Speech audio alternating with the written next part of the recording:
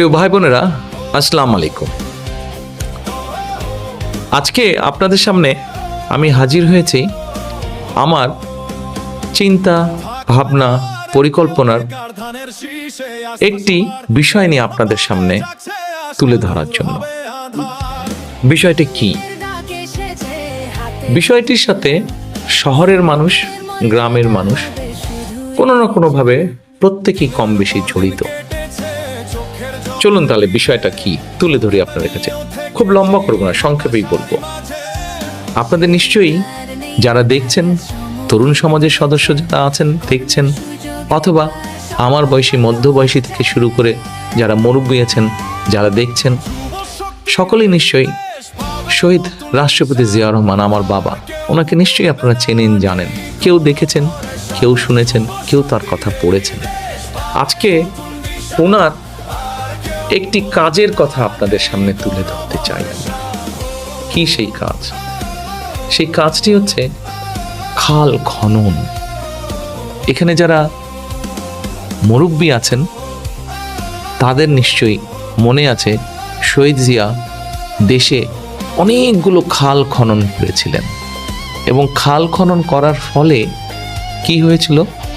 দেশের বন্যা যেমন প্রতিরোধ করা গিয়েছিল, বন্যাকে নিয়ন্ত্রণ করা গিয়েছিল, একইভাবে এই খাল খননের ফলে গ্রাম অঞ্চলে বিভিন্ন জায়গায় যাদের পানির সমস্যা ছিল সেই মানুষগুলো পানি ব্যবহারের সুযোগ পেয়েছিল।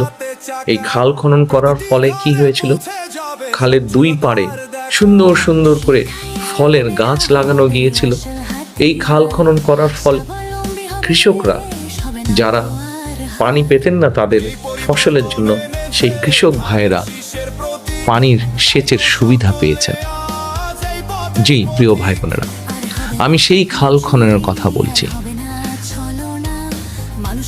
আমি কিছু বিশেষজ্ঞ মানুষের সাথে আলাপ করেছি গত কয়েক বছর ধরে, যাদের অভিজ্ঞতা আছে, বিশেষজ্ঞ যাদের এক্সপার্টিস আছে পানির ব্যাপারে, এবং কতগুলো ভয়াবহ তথ্য পেয়েছি, ভয়াবহ খবর তাদের কাছ থেকে শুনেছি, জেনেছি এই পানির ব্যাপারে।